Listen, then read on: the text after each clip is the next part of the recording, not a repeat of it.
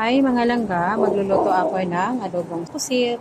So ito lang yung aking simpleng sangkap. Luto tayo. Maglagay tayo ng mantika. Okay, maglagay ako ng bawang. So, sibuyas. Okay, ilagay natin yung ating pusit. Isa kalahating kilo ito mga langga.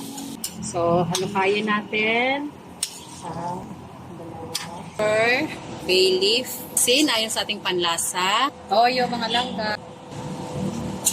Halukayin natin hanggang sa para manuot yung mga lasa ng ating mga sangkap.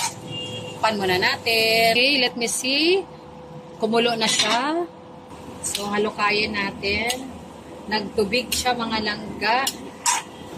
Halukayin natin para manuot ulit ang lasa ng ating mga sangkap. Maglagay lang ako ng magic sarap ayon sa ating panlasa.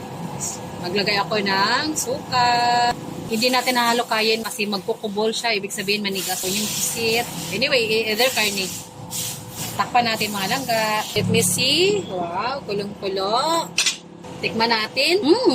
Ang sarap. Asim-asim. Masukal mga langga, pambalance lang sa asim ng suka. So, halukayin lang natin para manuot ang lasa na naman. So, takpan lang natin mga langga hanggang matuyo na siya. So, ang bango na mga langga. Ito yung aking gustong luto. Adobong tuyo. Kung sa bilonggo pa, uga. Ito yung gusto ko, adobong tuyo. So, yummy!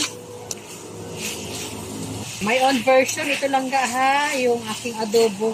So, patayin na natin. Sobrang sarap. So, sana magustuhan nyo langga yung aking version ng pagluto ng adobong pusit. Thank you. God bless us all.